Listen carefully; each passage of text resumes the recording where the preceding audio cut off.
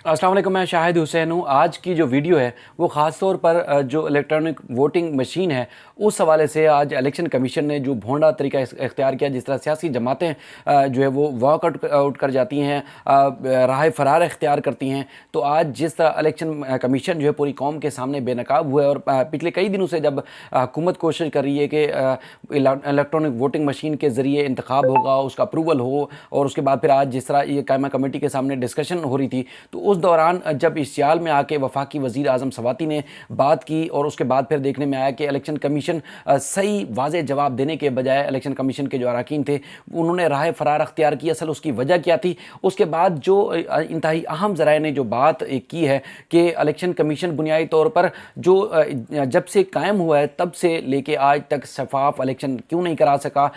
तमाम सियासी जमातें इस्टेब्लिशमेंट और जो है वो हुकूमत वक्त के ऊपर जो है बात करती हैं, उनके खिलाफ बात करती हैं कि धांधली होती है या धांधली कराई जाती है, या उसके बाद फिर धांधली का हाथ होता है और फिर इलेक्टेड को सिलेक्टेड करके जो सामने लाया जाता है, उनको वोट जिताया जाता है। बुनियादी तौर पर ये इलेक्शन कमीशन की नाकामी आज खुलकर सामने आ चुकी है कि इलेक्शन कमीशन अपनी जिम्मेदारी पूरी करने के बजाय भाग रहा है। आज कैमा कमेटी के इजलास में जो कुछ हुआ वो आपने खबरों में देखा। उसके बाद फिर वफाकी हुकूमत के जो वुज़रा थे उन्होंने जो प्रेस कॉन्फ्रेंस की वो आपने सुनी, लेकिन जो इंतहाई अहम ज़राए हैं इलेक्शन कमीशन के, उन्होंने जो तफसीलात सामने रखी हैं आप भी सुनेंगे तो हैरान रह जाएंगे। ये इलेक्शन कमीशन का जो एक कहा जाए कि अगर वो चीज़ें सामने आ जाएं और उसके बाद फिर अगर ये इंतखाबात इलेक्ट्रॉनिक वोटिंग मशीन के ज़रिए होते हैं तो उसके बाद सारा कच्चा चट्टा खुल के सामने आ जाएगा। जिस तरह धांधली के इल्ज़ाम इस्टेब्लिशमेंट पे लगाए जाते हैं, बुनियादी तौर पर नाकामी, बुनियादी तौर पर जो इलेक्शन कमीशन की अपना जो माल पानी जो इकट्ठा करने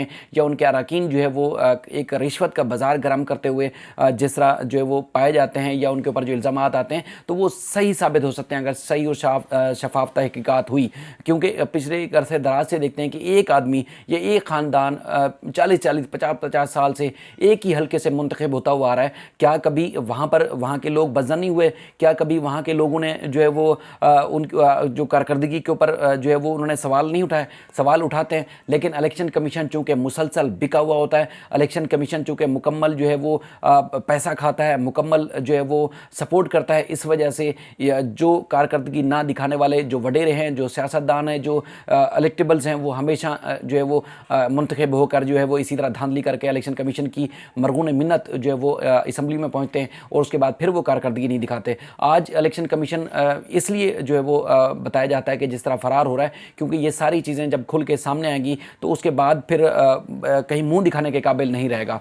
आज जो कुछ हुआ असम्बली में उसके कायमा कमेटी के इजलास में, उस तरह जो आज़म सवाती ने जो इल्ज़ामात लगाए, वो जो इलेक्शन कमीशन के ज़रा हैं वो खुद इस बात की तस्दीक करते हैं कि 99% ये बात दुरुस्त है कि जो चीफ इलेक्शन कमिश्नर आते रहें या जो सूबाई जो इलेक्शन कमीशन के जो सरबराहान आते रहें, वो किसी न किसी सियासी जमातों की नुमाइंदगी करते हैं। वो सियासी जमातों के कारकुनान होते हैं, वो सियासी जमातों के आलाकार होते हैं, उनको जो है वो सियासी जमातों की वहाँ पर जो है वो मुकर्रर किया जाता है, उनको तैनात किया जाता है। उसके बाद फिर उसी सियासी जमात की जाकर वो मफादात का जो है वो तहफ़्फ़ुज़ करते हैं और उनको जो है वो जिताते हैं और इसी तरह उनको हमेशा वो कामयाब भी करते हैं।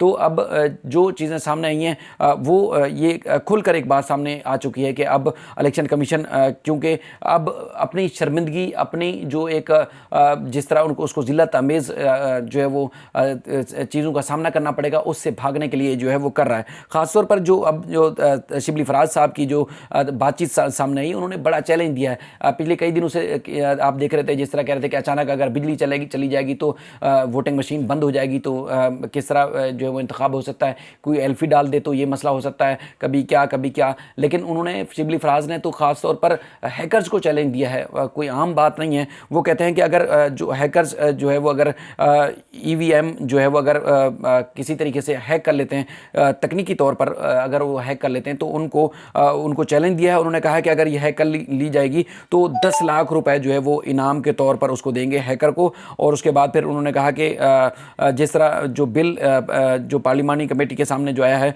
उस हवाले से तरमीमी बिल जो है मुस्तरद हो चुका है। अगर बिल पेश करने वाले जो मौजूद ना हों तो जो बिल जो है वो मुस्तरद नहीं हो सकता, बल्कि डेफर किया जाता है। उन्होंने कहा कि वो जो अपना आइनी और जो कानूनी रास्ता है वो ज़रूर अपनाएंगे और जो मुश्तरका इजलास है उसमें ये मामला जो है सामने रखा जाएगा, बिल को जो है सामने रखे जाएगा। उसके बाद फिर जिस तरह जो तर्जमान सूबाई वफाकी हुकूमत के थे उन्होंने भी चैलेंज दिया है, और अब जो चीज़ें सामने आ रही हैं कि कुछ भी हो जाए, आइन साजी होगी और अगला इंतखाबात जो होंगे वो वाज़े नज़र आ रहे हैं कि इलेक्ट्रॉनिक वोटिंग मशीन के ज़रिए ही होंगे। और जिस तरह कच्चे चट्टे खोले जा रही हैं, पीडीएम में जमातें जो शामिल थी, उसके बाद फिर चीफ इलेक्शन कमीशन जो उनको सपोर्ट करते हुए नज़र आ रहे हैं, और ख़ास तौर पर ये इलेक्ट्रॉनिक वोटिंग मशीन जो है वो मुस्तरद करते हुए नज़र आ रहे हैं कि इसके ज़रिए जो है वो इंतखाबात नहीं होंगे। लेकिन अब आइन साजी होगी और ज़रा इस बात का दावा करते हैं कि हर सूरत इसी तरीके से ही वोट होंगे, क्योंकि अगर धांधली का रास्ता रोकना है, साफ़ और शफाफ इंतखाबात होने,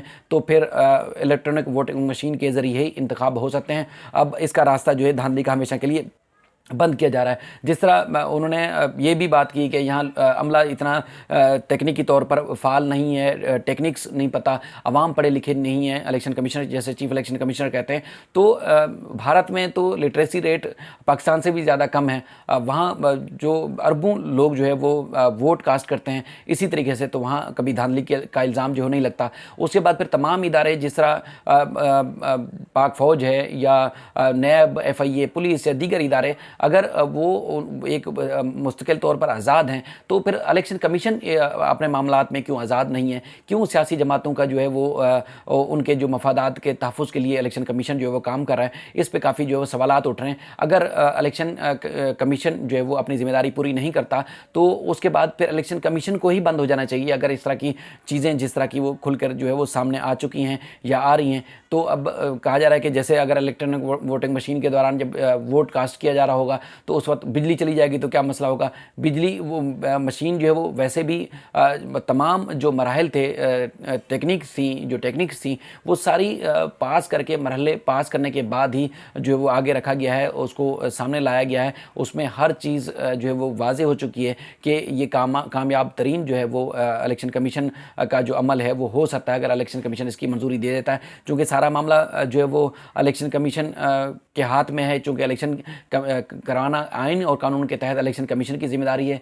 पाक फ़ौज या दीगर इदारे या दीगर जो जितने भी इदारे हैं वो सपोर्ट के लिए ज़रूर होते हैं, लेकिन इंतखाबात को साफ़ और शफाफ बनाना वो इलेक्शन कमीशन की जिम्मेदारी है। लेकिन इलेक्शन कमीशन जो है जिस तरह राह फ़रार इख्तियार कर रहा है, इस तरह अब वाज़े हो चुका है कि वो जिस तरह PDM में शामिल जो जमातें हैं उनके मफादात का तहफ़्फ़ुज़ कर रहा है। क्योंकि जितने भी PDM में शामिल हैं, चाहे वो नून लीग में हों, मौलाना फजलुर रहमान साहब की हों, या इससे पहले पीपल्स पार्टी के जो लोग थे, वो तमाम एक अरसे दराज से अपने हलकों से इलेक्शन जीतते हैं। ज़रा इस बात का भी दावा करते हैं कि जहाँ वोट की या वोटर्स की तादाद हज़ारों में नहीं होती थी, वहाँ लाखों वोट कास्ट हो जाते थे। वो किस तरह वोट कास्ट होते थे? इसी तरह रद्दोबदल करके, जालसाजी करके, धांधली करके इलेक्शन कमीशन के जो लोग हैं वो मिले होते थे। इस तरह जो है वो मुख्तलिफ सियासी जमातों के जो इलेक्टेबल्स हैं उनको मुसलसल जिताते हुए आ रहे थे। आज जब ये सही मानों में इलेक्ट्रॉनिक वोटिंग मशीन के ज़रिए अगर वोट होते हैं, इंतखाबात होते हैं, तो वो लोग जो एक अरसे दराज से असम्बली में राज करते हुए आ रहे हैं, वो लोग जिन्होंने अपनी जागीर समझ रखा है आवाम को, तो वो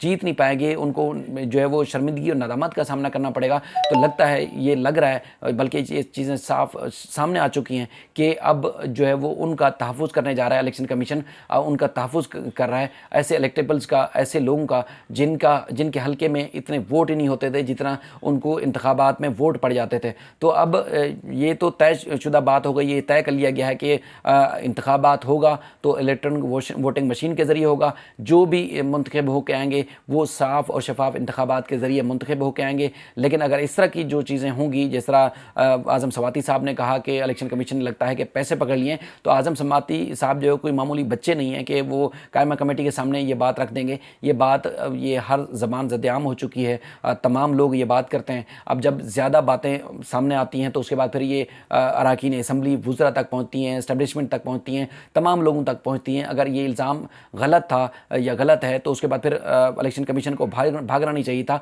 बल्कि उसका सामना करना चाहिए था। इल्ज़ाम सही था तभी जो है वो राह फ़रार अख्तियार की गई है। अब ये धांधली को रोकने के लिए जो इक़दाम किया जा रहा है वो ज़ाहिर है वो आगे जाकर लोगों के फ़ायदे में होगा। जो पाकिस्तानी कौम जिसको वोट देना चाहेगी, जिसको वोट कास्ट करना चाहेगी, उसी को ही वोट पड़ेगा, उसी के के ही खाते में वोट जाएगा। ऐसा हरगिज़ नहीं होगा कि इलेक्शन कमीशन जिसको चाहे जिस तरह चाहे वो जो है वो जिता दे, जिसको चाहे वो हरा दे। अब ऐसा हरगिज़ नहीं है, क्योंकि ये बात खैबर पख्तूनख्वा और दीगर इलाकों में भी आती है कि अगर एक मेंबर सूबाई असम्बली से या कौमी असम्बली से जो वहाँ के हल्के के जो लोग होते हैं अगर वो मुतमईन नहीं होते तो अगली दफ़ा उनको वोट नहीं देते। लेकिन ये कहाँ का असूल है कि एक सिंध में हो, पंजाब में या बलूचिस्तान में एक अरसा दराज से एक ही जमात के या एक ही कबीले के एक ही वडेरे सरदार जो है वो अरसा दराज से इंतखाब जीतते हैं और उसके बाद फिर हल्के में, इलाके में, अवाम में कोई तब्दीली नहीं आती, उनको उनके हकूक़ नहीं मिलते। तो इससे वाज़ेह होता है